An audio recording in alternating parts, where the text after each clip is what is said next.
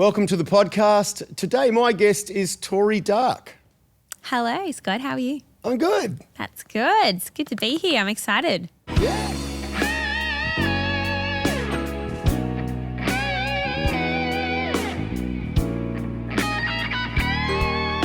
You've been busy. I've been very busy. 2025 has just been the year that hasn't stopped. It's like I feel like yesterday we were in January and we're already more than halfway through the year. It's just absolutely crazy, but it's been a whirlwind. Time flies when you're having a good time. Exactly. Time flies when you're having fun. Yeah. You've got new single out and you've got a couple more to come out soon and you've been out on the road touring with Lee Kernaghan and doing the supports as well.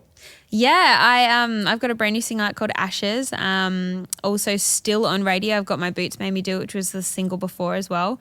But been out on the road with Kerno for the last couple of years now. And this year we've just had some incredible shows. The Boys from the Bush tour is thriving, and myself and Matt Cornell, really good buddy, we've been opening the shows and then we jump in the band. So we're just having a ball. It's so much fun. It never feels like work. It's just a good time.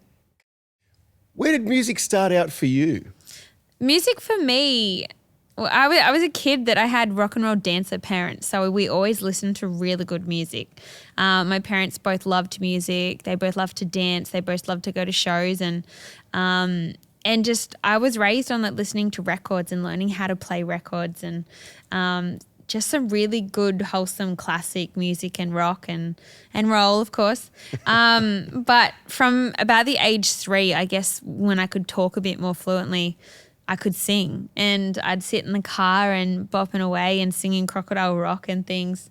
And I just remember my parents always being like, oh, you know, she just loves to sing. And I just loved to sing, and I was so shy as a kid, like incredibly shy. Wow. Which you probably wouldn't expect these days, but I'm so used to that now of being under lights and cameras and on stage. But as a 3-year-old that just loved to sing, it just kept going that way. And then at about age 10, a good family friend who her daughter was a singer, Tamara Jaber, said, why don't you put Tori into singing lessons? And Mum's like, she's just a kid. Like, she just loves to sing and she doesn't shut up. She's like, no, like, put her into singing lessons. So, that was a long time ago now. 10, yeah. When you talk about being shy but loving to sing, did you sing in front of people, or was it something you did in secret to yourself? My mum had to bribe me. So once I, started singing lessons and I was getting more into it and learning more about the voice and how to control it and how to sing and belt and do everything, Mum just loved to show me off. But I was like, no, like, what are you doing? So Mum would be like, I'll give you $5. And I was like, okay, but I have to face the back wall. So I would literally turn around and face the wall and sing to the wall while my mum and her friends were behind me watching my back. And it started to progress that I would then, turn around and go, okay, cool, well, I'll sing in front of people. Or my singing teacher, Nadia, I remember her, she would enter me in a talent quest, and then it was like I'd stand there with the microphone and I just would stand there. It was like, I sang every note perfectly, but I didn't know how to move. I was so rigid. And I think just with years of practice and just gaining confidence too, it's scary. It's terrifying. Being like a young kid, being like, what if I suck? And what if people don't like me? Or what if my voice breaks? What if I hit a bad note? And I think just they got to a point where the nerves stopped. I was definitely a very nervous kid and very shy. And I remember I'd come off stage and I'd have this bright red like heat rash because I was so just scared. But now I get up on stage and I'm like easy breezy. I feel at home and it's like my happy place now. It's such a change. You're being paid to sing by your mum. You've been a professional singer for a long time. Yeah, I was paid from the moment I could open that mouth, I reckon. Look, it was a way of, I guess, helping to build my confidence and getting me to sing in front of people. And it's like anything. You give someone an incentive and they go, well, okay then. If there's a pot of gold at the end of that rainbow, I'm going to climb it. Can you remember the first proper gig that you ever did?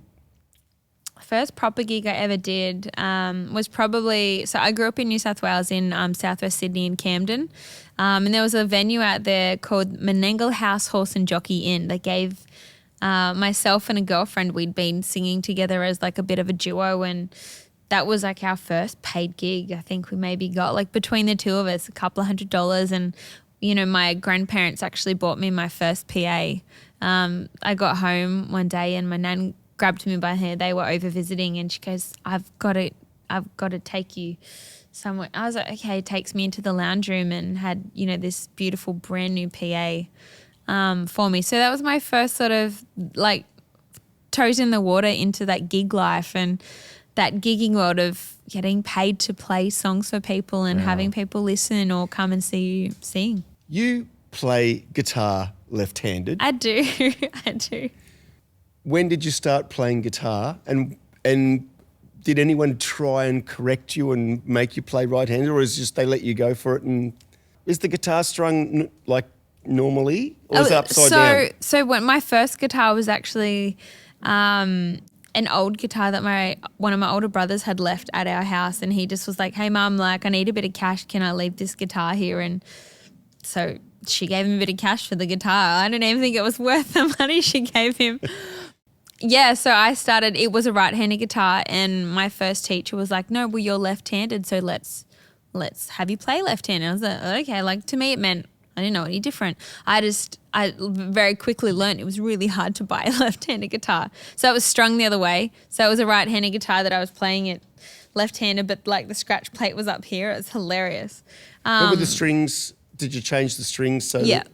Yeah. So it's strung normally. Strung normally as if it was a left-handed guitar, but it was actually The only reason I ask that is I've met so many left-handed guitar players that learn to play on a right-handed guitar and they make it work. Yeah, I mean, look, I've met so many different left-handed players over the years too that they're very I guess you would say ambidextrous guitar playing. Some can play both ways, and there's been times where I've actually broken 2 fingers and I couldn't play for a couple of months, and I was starting to go, well, maybe I just relearn and I go right-handed, and thank God I didn't, because that would have been a whole nother journey. Especially this day and age, all of my guitars are all custom shop left-handed guitars and beautiful, beautiful guitars, and I'm very, very lucky because I'm pretty much the only one that can play them most of the time. It's very rare that that you meet other left-handed guitar players, and I have one girlfriend who is also Tori Forsyth, and we joke about it all the time because we're both Victorias, we're both Tori, and we both play left-handed J45s, and it's almost unheard of, and we feel like we're a clone of each other, but with like both in the country industry, but like very different country genre. So it's very crazy. So has it always been country music for you, or have you delved into other areas of musical genres? Especially when I was a kid, I definitely played all different types of music. But I think I was actually a closet country singer the whole time. My favourite artists as a kid were Shania Twain, LeAnn Rimes and Faith Hill. I guess you'd call them, crossover country artists. When I was a kid learning how to sing and taking songs to my singing teachers, they were the 3 kind of artists I always gravitated around. But they were also back then played on mainstream radio. Like Shania was huge. Yeah. In the 90s, Shania was massive. Shania she was who I grew up listening to. And I just remember my first Shania Twain CD was when I might have been 8 or so. My parents and they took us to Bali, and we found in like one of those CD shops that they were all burnt CDs that looked like the real thing. And I just remember buying the Come On Over album, or the Woman in Me album, the first Shania album. I bought both albums, and they were on these like burnt CDs. They looked real, but like as a kid I didn't know any different, and I spun that thing until it wouldn't play anymore. One of my first songs that I sang was Any Man of Mine, Shania Twain, and I had the cowboy hat and I had the boots and I had it all going on. But I look back now and I'm like, man, like it was always what I was meant to do. I just didn't know it at the time, because being a kid, it was like you were entering a Stedfords or different things, and so you had always like that country category. So I just always had a country song, but then looking at, the junior vocal sections or different things I was entering, they were always country songs. Okay. Yeah. So it was always there. It was always there, but I guess I hadn't really identified that so much until about age 15 when I went to Tamworth Country Music Festival for the first time and was like, oh, I found my people. Oh, I know where I'm meant to be. Well, I guess that brings us to the next obvious question would be, when was it you decided that you were going to make a career out of playing music? It would have been about age 16. I was like, I really think this is what I want to do. I was playing gigs by that stage most weekends. Even as a 16-year-old, mum and dad would drive me to a gig. And they did that for years. I had the best, supportive, amazing parents. Wherever we were going on, no matter how far, it was to Illabo Country Music Festival so I could compete in the Talent Quest, or Tamworth Country Music Festival to compete at the winter festival or the main festival in January. And then I think about probably age 17 was when I was really, really playing heavily, and I just was spending way more time out of school than I was in school. Mm-hmm. Just traveling to go to different festivals to play or doing different competitions. And finally I feel like enough people started to know who I was or hear about me that I was at that age that I was like, oh, I think this is what I want to do. I'd started to get into songwriting. I'd recorded my first EP with Simon Johnson I think I was 18, and then it was like, okay, let's release some music. How do we do that? So yeah, it would have been like around 16 where I was like, this is what I want to do. I love school, but I'm literally only there for a social aspect of seeing my friends, and just got to a point where I was like, well, why don't I get like a little job? And so I worked Tuesday, Wednesday, Thursday as a receptionist, and the company that I worked for were great enough to let me have Fridays and Mondays off for traveling for music. And wow, that's great. Yeah, so I feel very blessed that from quite a young age, I got support all around me, and any other job I've ever had to have or that I've ever done, they've always been really supportive, and whatever time you need off tour, or you just let us know if you've got a gig and you can't come to work, or like, where do you find that? Like, it's very rare. I was just very lucky that wherever I've sort of been in the last 20 odd years, I've had so much support behind me. What was the thing, and when was it that you decided that you were going to write songs? Oh, probably from around the age where I could string a few chords together, and I just decided that boys really sucked. I know, so it was a way to vent. Oh my gosh, I know that sounds like so cliche as a young woman, but I was, like I said, I was a very shy kid, and I kept a lot of my feelings close to me, and I was also a very sensitive kid as well. So I probably still am a very sensitive adult, but I've just gotten a much thicker skin these days. You've got the cancer, you've got a hard shell. Yeah, and just really sensitive, like wore my heart on my sleeve. And as a young woman, learning about relationships and dating, and it wasn't always easy. It was crappy, and the best therapy, I guess, sometimes was literally just pulling your guitar out and starting to write things that rhymed or made sense or didn't make sense, and then take them to other people and go, hey, like, is this any good? Or starting to attend songwriting workshops and just learn how to dive into that world a little bit more. But yeah, it definitely began on the bedroom floor of, 16-year-old Tori Darke's bedroom, where she was like, oh, boys suck. Was Alanis Morissette ever an influence in that? Because that would have been around that similar time frame. She was definitely and she was definitely doing Boys Suck. Yeah, she probably still is. Yeah, I mean, she was definitely present. Probably not the biggest influence. It would have been, at that point, it probably would have been someone like the Dixie Chicks that I was really listening to a lot. Yep. Or it was even that age where Taylor Swift really started to. Taylor Swift is like 2 years, like a year or two older than me. So yeah, because she started quite young. She started at around age 17. So yeah. Yeah, around that sort of age where I really was like gigging, I know a lot of the songs I was singing were like Teardrops on My Guitar or that really early country Taylor Swift where she first kind of came about. And I feel like that paved the way for so many young songwriters, like female or male. Great role model. Great role model to just go, wow, like you can write about your broken heart and you can write about your life experiences and people listen to that. People buy into that. People go, that song really touched me because it's a human experience and everybody has those similar experiences. And I do feel like music has come such a long way in terms of songwriting and artists being songwriters, not just having songs written for them anymore. You know, when I first did get into songwriting, it was still a lot of different people pitching me songs to record when I was looking at recording. And whereas this day and age, I'm not against recording other people's songs. By all means, I love songwriting and a good song's a good song. But I find myself a lot more these days writing songs or recording songs that I've written.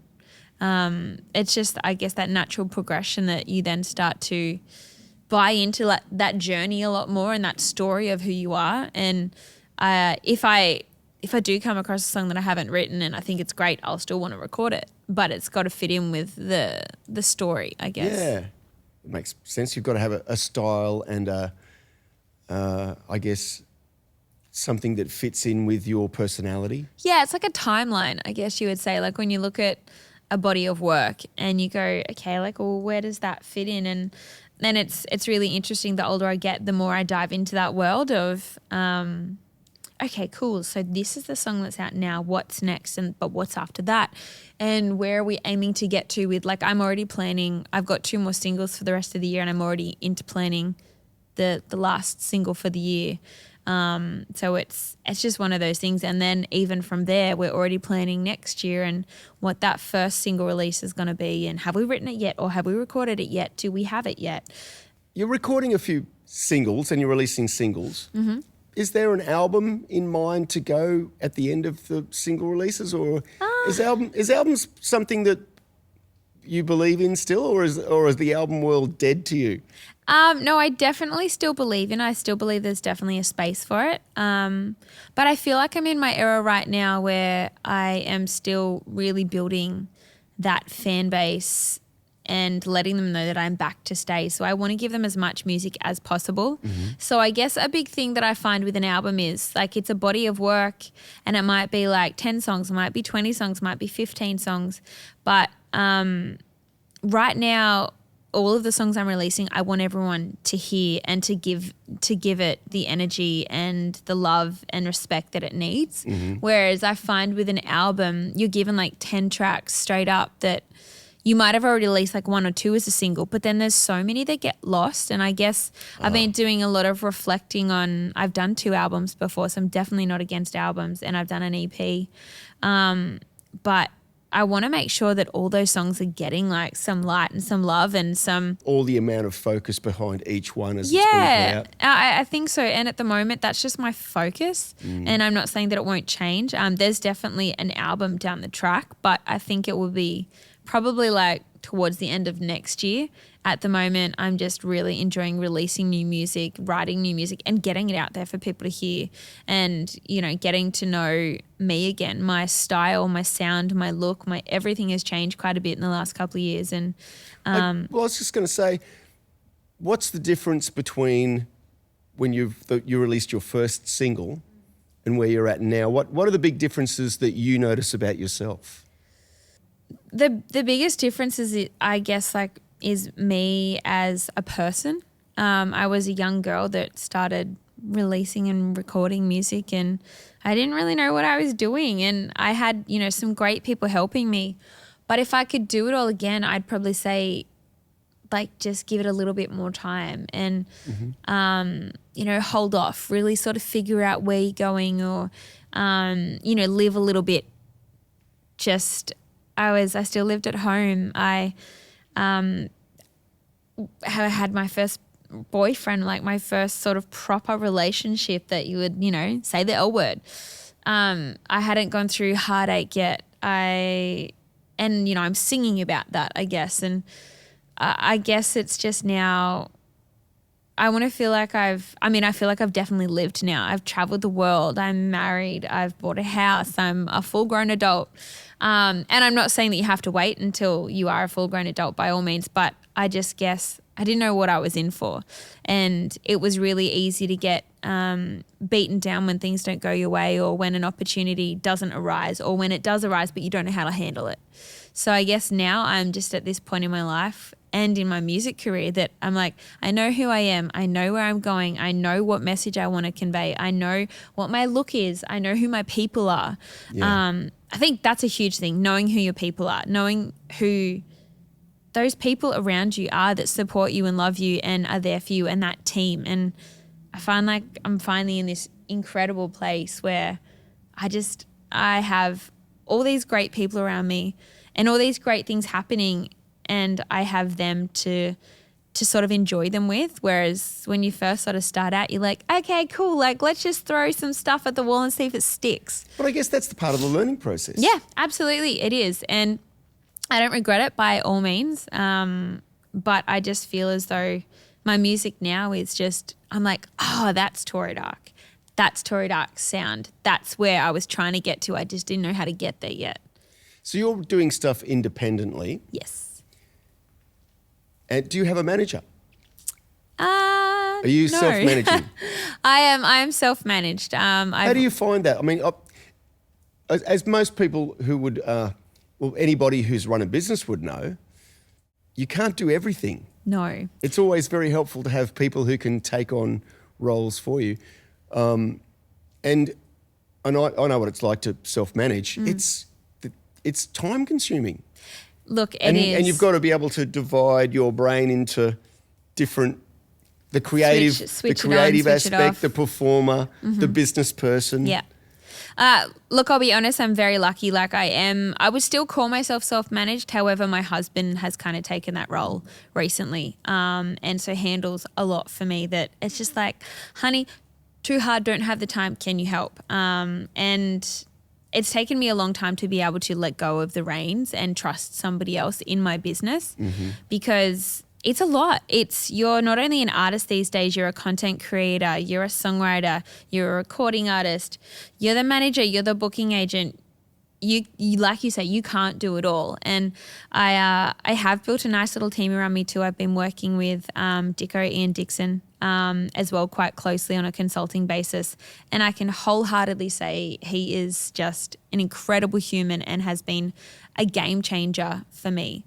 Just working alongside him and learning from him and having someone to throw all of my crazy ideas at and go, what do you think about this? And he's like, yay or nay. Or it's just like finding people that will be honest with you and not just tell you what you want to hear. They tell you what you need to hear. And I think that's a big thing. Sometimes it's the things that are hard to hear. Yeah. And that's where I'm lucky with my husband as well. Like a lot of people that I've been working closely with have now made relationships with Jeremy. They go straight to him for things. And I think that's great because I don't even have to worry. Sometimes it's like, hey, this is what we're doing. And I'm like, okay. But it's also too just he's the one person that is going to have my best interest at heart and is not going to let me do anything stupid, not going to agree to anything that he knows I wouldn't want to do. And also having someone that is that close to you that you know when to switch it on and when to switch it off, when it's manager time, when it's husband and wife time. And I think the more and more friends I have in the industry, having a supportive partner that understands music and really buys into that world with you is so important because music, you would know, it's a really, really hard job to have a partner understand and to respect and to jump on board with and go, cool, yep, you're away this weekend. Okay, cool, no worries. Rather than being like, you're never home. Well, you were saying you've been out with Lee and Lee's had 40 shows this year. Yeah. So he's getting out more now than he ever was in the past. Yeah, we've got an incredibly busy end to 2025 and we've already had a really, really busy start to the year. So we've taken about 6 weeks off at the moment, but I've still had plenty of Tori Darke stuff to do as well. So where do you record your stuff at? The singles that I released this year, I've actually been working with 2 different producers. I've been working with Michael Painter and Micah D. Lorenzi from M Squared, and then I've also been working with Rod McCormack as well. So the current single, Ashes, great people. Rod did. So that's another thing. Just know your He's a people. lovely man Surround too, yourself with... And monster player. Yes, incredible musician. Does he play on your stuff? Yes, yeah. We've got a song that I've got 2 more singles that I've done with Rod. One will be the next single as well, and then I have a song for next year that I've done with Rod, and we built that whole track in a day, and it was just Rod doing all of it and just me sitting there going, wow, this man is incredibly talented, and it's an honor to work with people that love what they do and they also want to bring the best out of you, which I think is so important, because I can tell you I've worked with producers before that I've walked out of the session and I've called my husband or I've called my mum or someone and I've been in tears just being like, this person doesn't get me. This person's not listening to me. I am paying to be told basically that I'm stupid and just, no, I know what I'm doing. And I'm like, you might know what you're doing, but that's not what I want you to do. Yeah. So again, create a great team and surround yourself with good people that are on the ride with you, that buy into what you're doing and go, okay, tour's cool. Yep, that's the vision. How do we make that happen? Of all the things that you've done along the way, what would you say the big highlight so far is? The big highlight so far. There's been so many things. It's been a journey for me. It's been an up down. It's been a stop start. But I think a turning point for me was going and doing The Voice for the first time and buying into that national television reality TV show. That was just last year. Well, it was actually 4 years before that. Oh. So I first did The Voice. So you've done it twice. So I've done it twice. And a big thing for me was I had stepped back from music. Mm-hmm. I was still doing music. I was still playing gigs. Ago, just around COVID. Yeah. Yeah. So it was 2020. So it was right in the thick of COVID. And I had, for the year before that, I had taken on a full-time job. I'd become a flight attendant with Qantas, and I just was like, no, I need a full-time job. I need sick pay. I needed something that I thought I wasn't fulfilled in. I thought, okay, cool. Like maybe it's time to think about the future and get that stability. Stability, my ass. COVID hit, and I went from being a flight attendant, a singing flight attendant and a beauty therapist. And so I had 3 jobs. I worked my absolute butt off. I really did. And I was always putting it back into music. I had just taken a step back from releasing and recording at that time just to sort of reassess and see where I wanted to sit with it. And like I said, got that full-time job, and then COVID hit, and then it was like, what am I doing? Like, what do I do? And you did what everyone did, went and got I worked in a bottle factory. But it was around the same time that I met my husband as well. And I was obviously spending a lot more time at home and just really getting to know myself as an artist again, picking up my guitar all the time and playing music or writing songs or having a glass of wine during COVID and writing something silly and just enjoying it again. Mm-hmm. And then I was contacted by The Voice and they asked me to audition. I was like, oh, I don't know, like sell it to me basically. And anyway, I auditioned and I didn't turn a chair. And there was that part of me that was just like, what have I done? Like, okay, cool, it's over. And then that not turning a chair moment, because I went in as a country artist, but not singing a country song even. Oh. What song did you sing? I sang The Middle by Maren Morris and Zed. So like this big pop hit that was, DJ based and so many synths. And then we did this like pulled back version that was kind of a little bit country, and it just didn't make any sense. I know I went into that being like, girlfriend, if you turn a chair, like you are very lucky. I didn't believe in it. And I think that was a huge learning curve for me because. Did you get to decide the song, or was that decided for you? Maybe. Look, I bought into the whole journey. I loved my experience on The Voice, but that not turning your chair moment, then I, was talking back and disheartening? forth. It was, but for like a second, because after not turning a chair, I was like, okay. Started chatting to the coaches, and Guy Sebastian's like, do you sing any Keith Urban songs? He was a coach back then. And I was like, oh yeah, I sing Stupid Boy, which was the song I would have chosen to sing if I had a bit more of a say. And before I know it, Keith Urban's standing next to me singing Stupid Boy with me on national television, and it went viral, and I just had this moment of being like, what chair?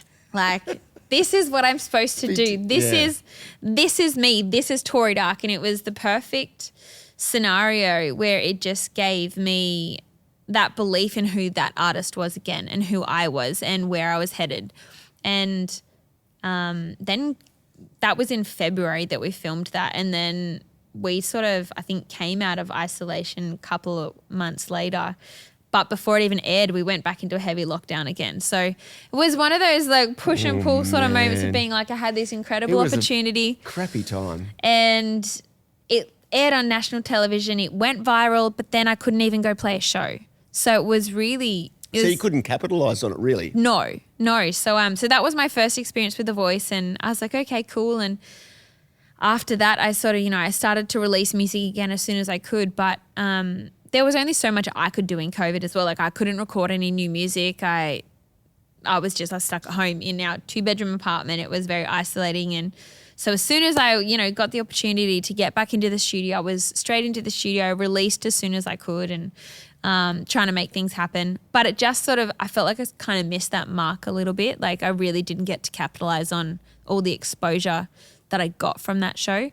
And it wasn't until I did release like 3 or 4 singles in that time, post The Voice the first time. And then last year I was back on The Voice. And so how did that come about? Was that were you approached, or was that something you decided to do yourself? I was approached again, and it was, I guess, in the back of my mind there was this big risk of, what if you don't turn a chair again? And like my husband was like, don't do it. What if you don't turn a chair again? And I was like, yeah, but what if I do? Like, I feel like that's like my redemption. I felt like there was just this yearning inside of me going, no, there's a reason that you need to do this show again. And whether it was just to prove it to myself that I felt good enough, I wasn't there to prove anybody wrong but myself. I was there to just have that moment where I just felt good enough. And I got that. I was on Team LeAnn Rimes. I had the most incredible year last year. And it just sort of set me back on a path of going, okay, cool, like, let's have music ready after The Voice to promote. So Brad Butcher and I got a single out, and then I've had another single after that, another 2 after that. It's just given me momentum to just keep going and just to really plan into the future and plan ahead now and go, okay, like, this is me as an artist, and how do we keep running with that, and how do we keep pushing that, and what are the exciting things we've got coming up that we need to plan for. And it just feels like there's no turning back now. Like, the wheels are moving and they're not slowing down. They're just getting faster. And I love it. I'm in my best era yet, as I would say. And it just feels like things are thriving all for the right reason. What was it like recording and singing with Brad Butcher? Oh, amazing. Brad is a bloody legend. And we became really, really good friends while doing The Voice together. And we obviously really had to buy into that whole journey of being this duo on national television. And having another artist that you didn't know all that well. I knew Brad. We knew each other, but we really had to like quickly become like best mates and like, all right, how do we do this? How do we support each other through this as well? And then straight after The Voice, we had such a great reaction from, combining forces and singing The Chain and singing Bryan Adams that we went, well, let's run with this. Let's record our version of The Chain and get it out to radio, and then let's put on a tour. And we did. And we had people, there were bums on seats. It was amazing. And we spent the first sort of 3-4 months of 2025 out on the road and playing shows. And it sort of just kept that momentum going. It kept things exciting for the two of us while we were still working on our own careers. And when you were touring with Brad, were each of you doing your own material as well as the combined stuff? Yeah, absolutely. So sort of the structure of how we were setting our shows up were we'd open the show singing a couple of songs together. Brad would sing some of his songs. We'd sing a few more songs together. I'd sing some of my songs. We'd close the show together because we didn't have a big enough repertoire. Like it was kind of like, we're on this television show. Okay, cool. Now what do we do? And we had the Chain Out, obviously, which was the big, Big single. The big single that everyone always wanted to hear. But we built this show around us still being individual artists, and we always said that, like, this is a project, the duo that we were doing, and right now we're both doing our own thing. We're both working on a lot of our own music. There is absolutely nothing to say that we won't do some more stuff together in the future. I had such a great time touring with Brad and recording with Brad, and he's just an incredible artist in his own right. Taught me so many different things too. Just looking at things differently or working with a different artist of going, oh, cool, like I could use that in my show, or, oh, I didn't know that, or a simple guitar chord that I was like, what is that? It's just it's nice to have someone to bounce ideas off and to record with and to communicate with and to share like that tour life and those moments with. So you're touring and have been for a couple of years with Lee Kernaghan. Yes. What have you learnt touring with Lee? That he's a bloody legend. Lee Kernaghan is, in my eyes, he's the king of country music. I look at Lee and the audiences we play to and seeing his show and just going, oh my gosh, like he has fans just eating out of the palm of his hand. He is such a showman. He's such an entertainer, such an incredible songwriter and singer.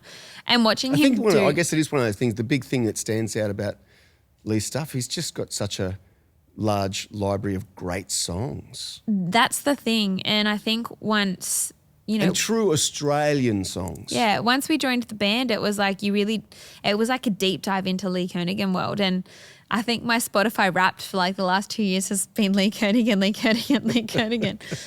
Because I've listened to so much of it. I really wanted to buy into that journey, and even songs that we might not have been adding to the set, like diving back into some of his older catalogue and his older songs, and just I grew up listening to that stuff. But you get on your own journey of your own songs or your own sort of country genre, and you start listening to different things. And so diving into that world was really cool. And then to see it all come to life in a show and just working with him and like rehearsing with him and seeing how he puts a show on, it's just magic. And I've learnt so many different things, whether it just be that we, the whole band, we've all got wireless guitar packs now. We run around like headless chooks and we love it. I'm on a wireless mic now too. I feel like I'm having my Britney moment every time I'm on stage.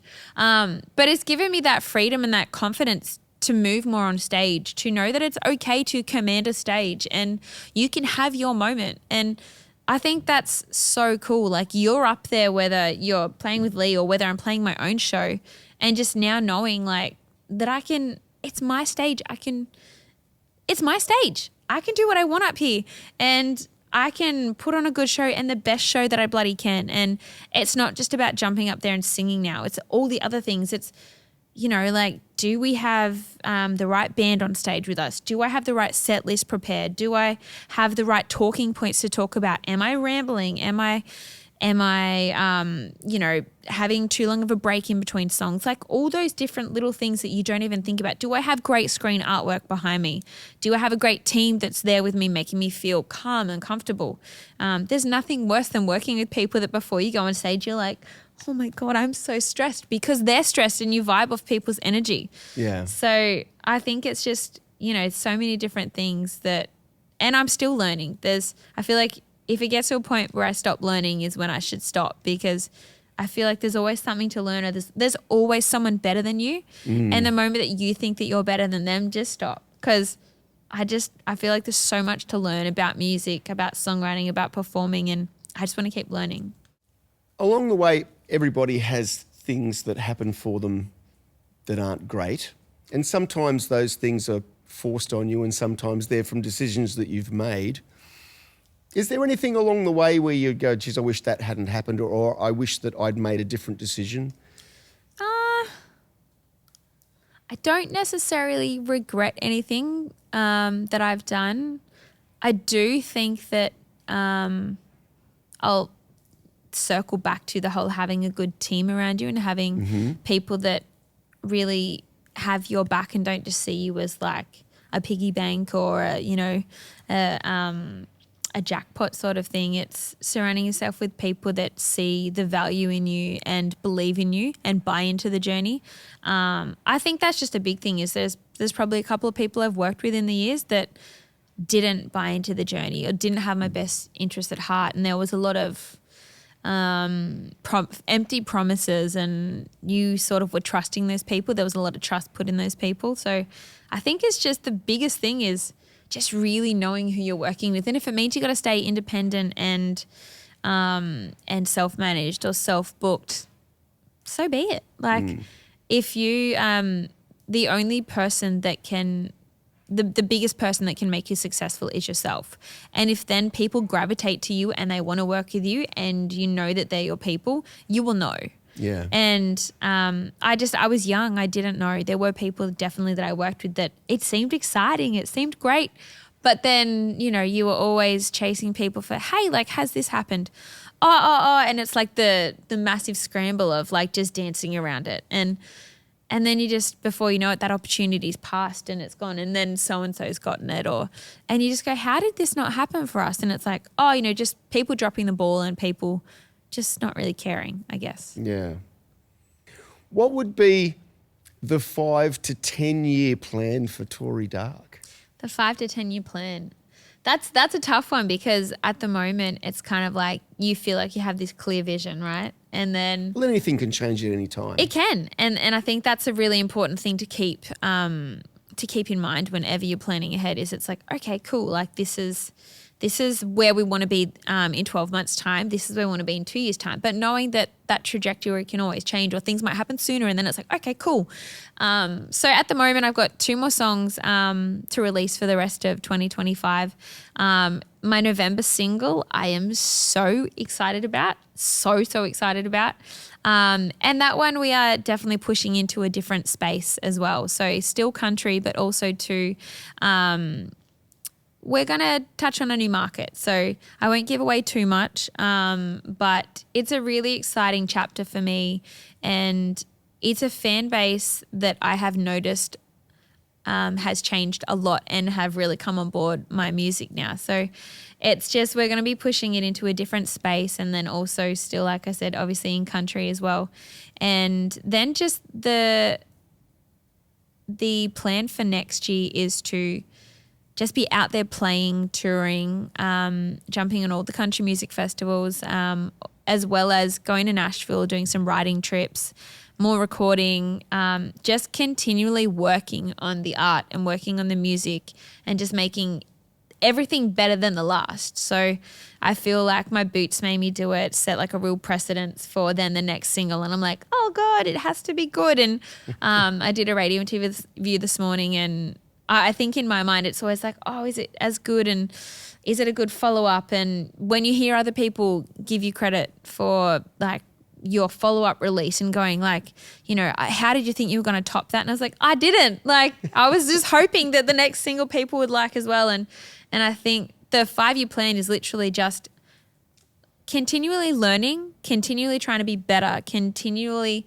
striving for that next big thing, but then what's after that as well. Not just looking at 3 months' time, looking at 5 years' time, looking at 10 years' time. And if I can still be playing music, coming off stage with a smile and making a living out of it in 10 years' time, I'll be one happy camper. I love what I do, and as much as it's a lot of hard work, it's a lot of sleepless nights, it's a lot of stress, a lot of money, all of the above, I wouldn't change it for the world. I have a great support network, a great team, great friends and family in and outside of the industry. Like touring with Lee Kernaghan, it's a family. Those boys in the band are like my brothers. We piss each other off and we love each other, but and Lee and Robbie and the whole Lee Kernaghan crew have just invited us all, which you need that on the road. You need people that you can go to and be like, I'm having a crappy day and I just need a cuddle. So I just think it's just for me surrounding myself with incredible people and just planning for the future and just planning to just keep getting better and learning more. I think that's my biggest thing that I've taken on board the last couple of years is that, okay, cool, like what more can I learn? Can I become a content creator? Can I be a videographer? Can I edit my own videos? It's buying into all aspects of that difficult thing of being, and technology is becoming a much more allowing you to do many more things in a shorter space of time. Although, like as we were talking about before, you can't do everything. You can't, no. But I think the understanding of how everything works is so important. It is. And I think that's what I've learned is knowing what should be happening or how something should be done so that then when you are working with other people, you go, well, I know how to do that. So if you can't do that, then I'll make it happen. And I think... But it's also, exactly, you can value somebody else's contribution because you know exactly how much time and effort and hard work goes into that. Yeah. And then you also know too what it takes to get to those places, which, nothing happens overnight. No one's going to do it for you. It's just a lot of hard work, a lot of grit, and I think you have to love it. You definitely have to love what you do to stay in music and to really push it and pursue it. So many people, I just remember for years it was like, yeah, but what's your full-time job? And I was like, music. And they're like, no, but what else do you do? I'm like, I don't do anything else. Like 10 years ago maybe, yeah. But I'm a full-time traveling recording artist and I'm a musician and that's what I do. And I know how to do other things, don't get me wrong. And I've dabbled in different careers, but this is what I do full time. And it takes up all of your time. It does take up all of my time. But it's, getting to do fun things like this, getting to do a podcast or getting to create some cool content with brands. Like the more and more that I'm in the music space or the social media space even, there's so many different avenues that you can go down as well. And I just love that though. There's different ways of getting your music out now too, or getting people to know who you are or getting to know you as a personality, not just as a sound. And I think that's a really cool space to live in now because as much as it's a little bit more hard work than just going, cool, I'm going to record a song, I'm going to put it out to radio, hope people love it, and then move on to the next. Now it's like, ooh, what content do I need to have with it? And ooh, are there any brands I can work with that I can help to, grow my YouTube subscribers or whatever it may be. There's all the different platforms now of ways to promote. It is a very collaborative space. Yeah, it's like cross-pollinating in all the different spaces now and finding great people to work with. Again, that whole finding your people and finding brands you love to work with or clothing you love to wear that you can represent in your videos or your content or your sound or artwork, whatever it may be. How do you find negotiating the social media minefield? It's a full-time job. It honestly is a full-time job. Do you have a TikTok account? I have TikTok, Instagram, Facebook, and what's the other one? YouTube. There are others. I mean, like, I'm not a Snapchatter or I'm not a Twitter person really, just it's too much typing.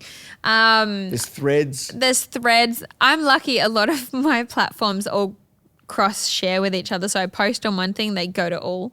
But then it's the ones that don't go to all that then you sometimes forget about. So I've worked really hard in getting like a content plan together so that every time I've got a release, I've sort of got it all laid out. I've got all my content there. All the videos are edited. They have captions. They have hashtags. They have the platforms they are and aren't getting posted to and what videos are for what. TikTok, I find you can post a lot more of just everyday lifestyle or random things as well as your squeaky clean content. But then Instagram and Facebook is more like all the shiny, bright, amazing, exciting things. So it's a really hard space to navigate. How much time do you think that you would devote to doing your social media? Like, I can imagine, you're really busy, and it is a full-time job between writing, recording, doing gigs.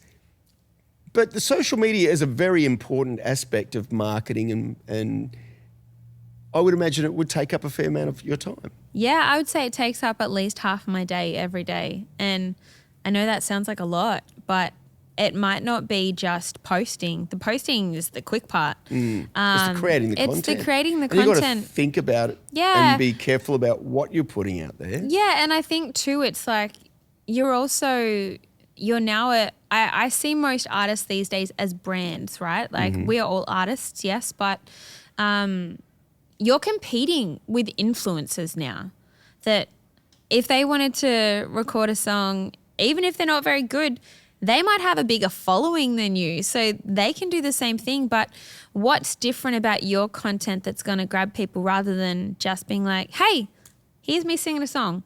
And I think it's just finding different ways to get the message across of who you are and what your sound is or what your message is. And that's really difficult. I put a lot of time and effort into my social media, and although it does really well, there's definite times where I'm like, I don't know if I'm doing the right thing. I don't know if my fan base is growing. I don't know if I'm just picking up creepy dudes that like seeing me in a short skirt. But it's a lot of time. It's a lot of effort. I love doing it. I love, playing with social media and seeing what things work and what things don't. And I think it's okay to go through and sift through some of your content sometimes and go, well, that didn't work. Let's get rid of that. It's definitely a different world that we live in now. Like, it definitely is, yeah. But that's the space we live in, and you either buy into it or you don't. And that's the difference I've seen in a lot of artists in the last couple of years, the ones that are really doubling down on great content and great messaging on their social platforms, they do well. Yeah. Because they're engaging with your everyday people that they might not be able to get to a gig, but they'll watch you on social media and they'll stream your song, or they'll jump online and buy your merch, or they'll get to a show when you do come to their town. I think it's creating those deeper connections that you couldn't necessarily always do when you're just on stage, because sometimes you might sign after a show, sometimes you might not. Sometimes you're at a festival and you don't get a chance to meet anybody or see anybody. Yeah. And having those spaces where I get back to everyone as best as I can. Like sometimes some things fall through the cracks and I don't see messages, and but I do try to stay really active and still get back to every person that I can. It's difficult though. And there probably will come a time where there might be an auto response of just being like, I'll get back to this as soon as I can. I mean, I don't know if you find this, but it's very difficult keeping up with.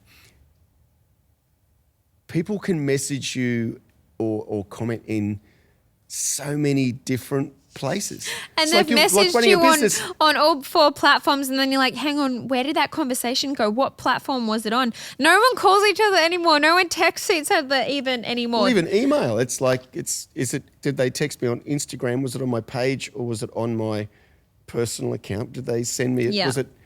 Was it Facebook? Was it TikTok? Was it like it's a minefield. It is a minefield. And I think it's hilarious because even some of my closest friends, like we've been, we will have been friends for a couple of years or something. And then you go, do I even have your phone number? Because you call them on Messenger, or you call them on Instagram, and it's just such a funny world that sometimes you have to go, hey, do you have my phone number? Like, just call me. But yeah, it's my best friend and I joke about it all the time because we'll be talking to each other we've sent each other something on Facebook, on Instagram, and we've texted each other something as well. And then we're having 3 conversations about the same thing on all these different platforms because it was just like, oh, well, I was already on Instagram, so I just sent you a message on Instagram. It's like, dude, just call me or text me. Like, but even then, these days, I don't open anything unless I can get back to it. Yeah. Because if you ever message me, Scott, and you notice I haven't seen it, it's because I don't have the time right then and there to respond. Yeah. So at least I know if it hasn't been opened, I'm like, okay, cool, I need to respond to that. There's still a... Which I know is bonkers because sometimes my messages get up to 40 or 50 text messages, and I've gotten very good at now being like, yep, spam, spam, spam, spam, spam. Okay, cool. Let's get back to everyone that's not spam. That's another thing we've definitely accumulated a lot more of since COVID is spam. So we were talking earlier about using ChatGPT. Yes. How does AI figure into your life? Is it more than just ChatGPT, and how do you use it to help you run your business? ChatGPT has been a game changer, if you ask me and my husband. Being self-managed or working with a very close team like my husband and Dicko and a couple other people, it's really hard sometimes to sell yourself, to be arrogant enough to go, I'm worth that, or to write a bio about yourself that doesn't sound like you are egotistical. Yeah, and I narcissistic. Guess, yeah, and those things. All of those things, right?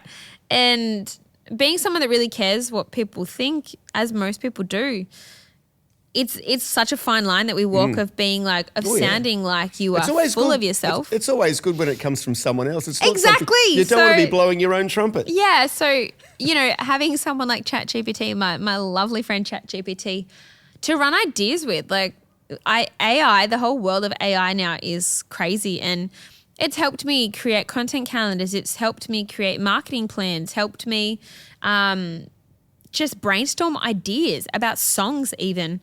Going, hey, I've got this idea. Like, how could I modify that? Or give me 10 different Instagram tags for a photo that looks like this that needs to say this.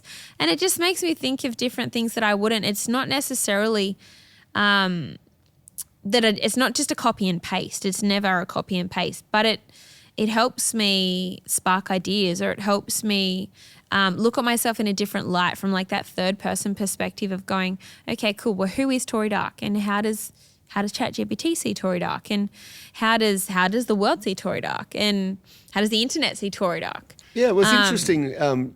Before you showed up today, I thought, and I've only just recently been coerced into delving. You're drinking the Kool-Aid. Yeah.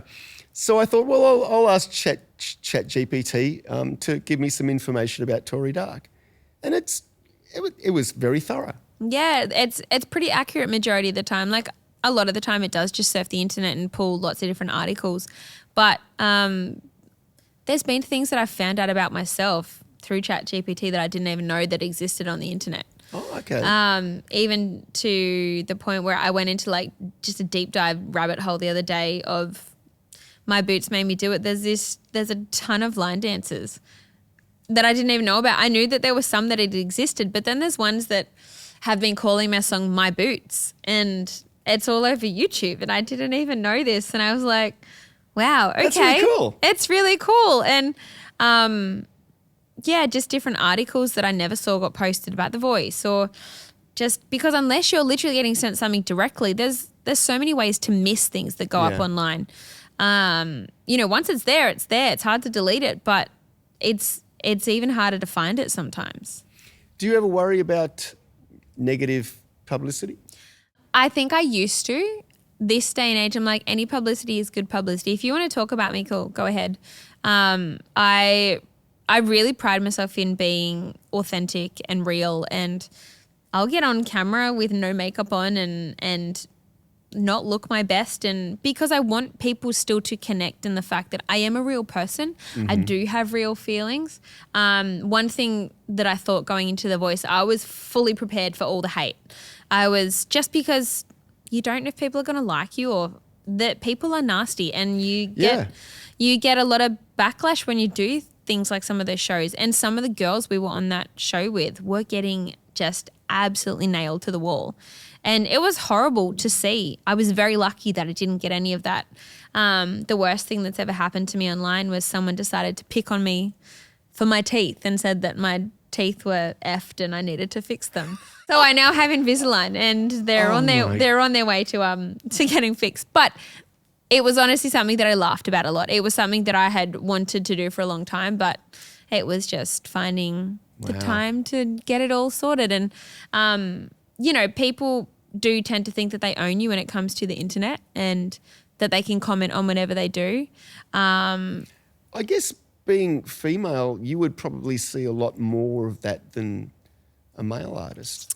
Yeah, look, I've definitely had my fair share of inappropriate messaging or commenting or dick pics, as you would say. Oh, really? Yeah. I did a whole big thing a couple of months back about just sort of really, I wanted to be really transparent about the matter because it's not okay. Like, it's not. It was 5:30 in the morning. I had literally just woken up. I was getting ready to go to the gym, and my phone went bing, and it was like, so and so sent you a photo, and I was like, oh, okay. It was on my fan page. So I opened it up on Facebook Messenger and I was like, whoa, okay. I was like, oh, I wasn't prepared for that. And it's not the first time, and I'd never spoken up about it. I'd always just been like, oh, block, delete, like it never happened.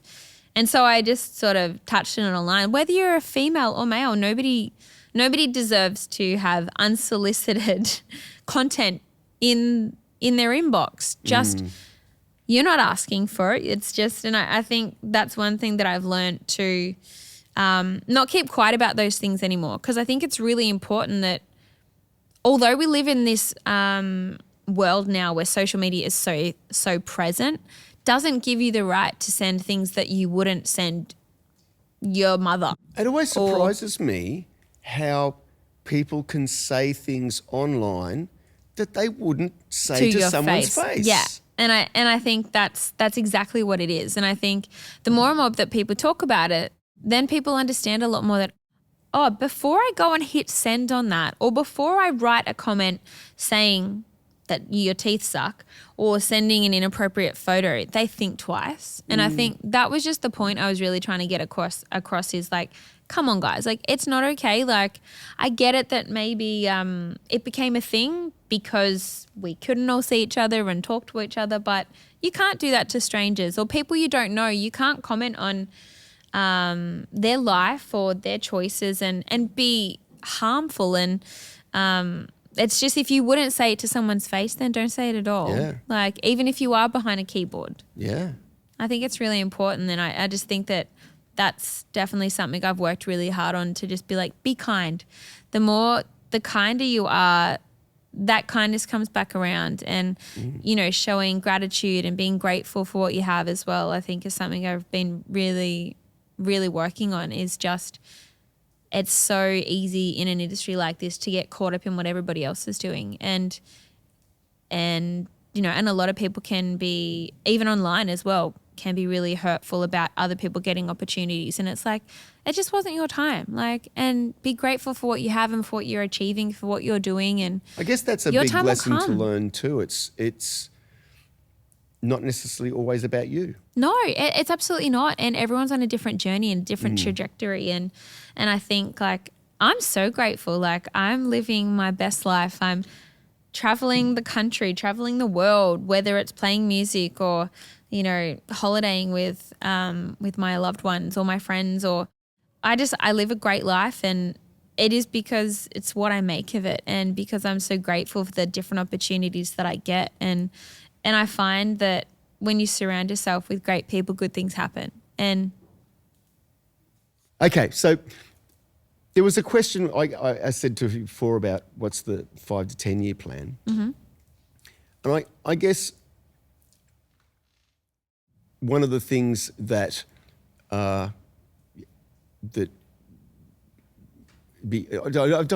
struggling to know how to ask the question, but I guess I'll just straight out say it. Are you planning on having kids and children? And how does that work? How are you going to make that work if you are? I mean, I know I work with a few people who've just said, no, I'm not going to have kids. But if you are going to have kids, have you got a plan of how you're going to make that work and fit it all in? Complete transparency. At this stage, kids are not on the table for us. Mm-hmm. Between myself and my husband, we live incredibly busy lives.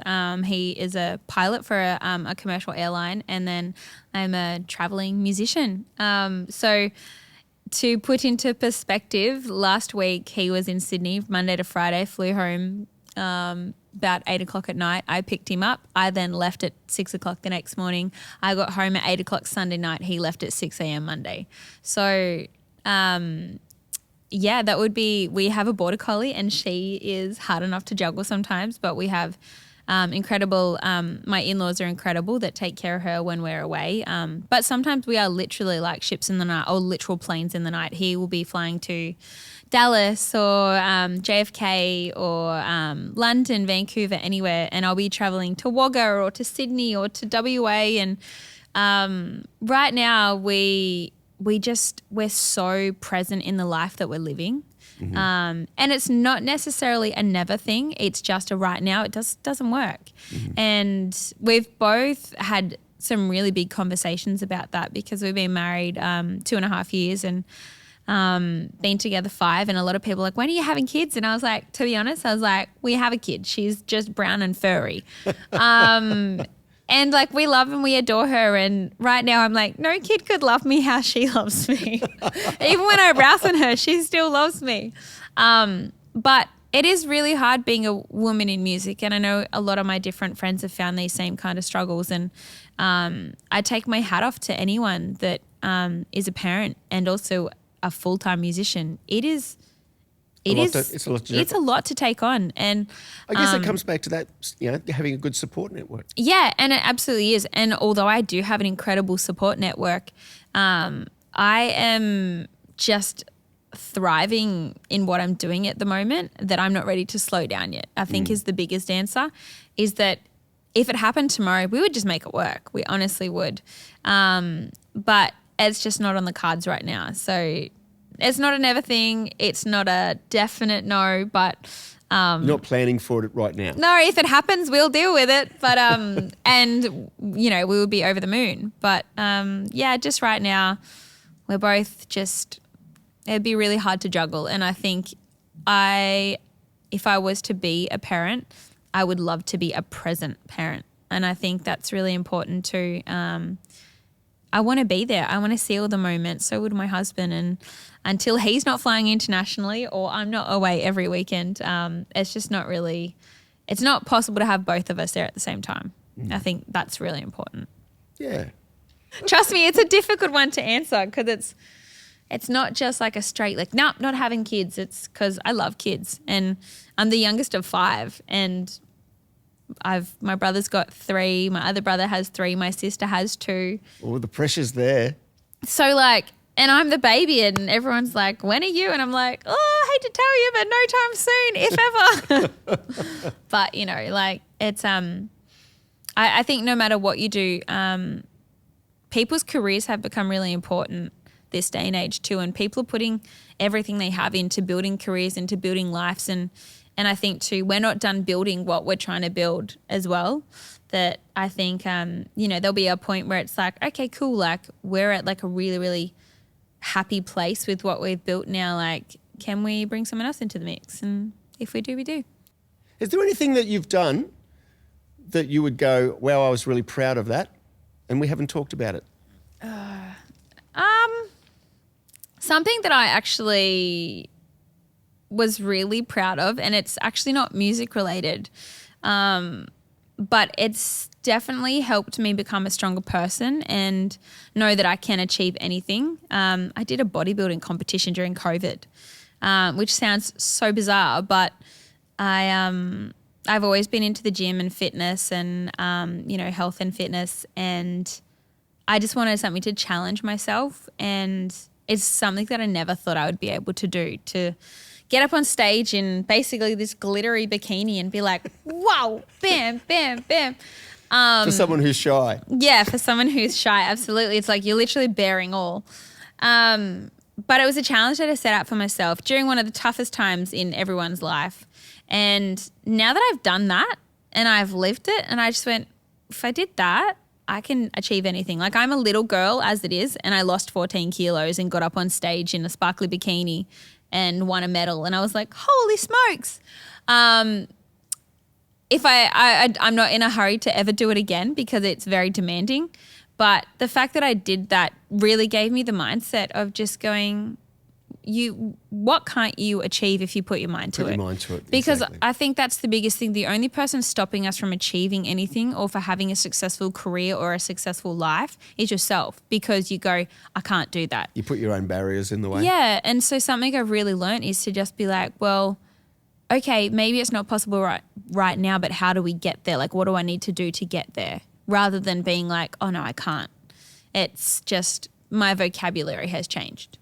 I guess my mindset has changed in that regard, because I'm like, if I did that, and it helped, encourage a bunch of my friends too to go, hey, I want to take better care of myself. Or if you did that, like that inspired me to get back into the gym. Seeing you get up at 4 o'clock every day and go to the gym, and then, plan your food ahead and plan your meals. And even on the road, I take food with me. It's helped me stay sane sometimes, where there's so many things out of your control. If the one thing I control is that, I've got breakfast on the road every morning, I take my Wheat Bix with me and I'm set.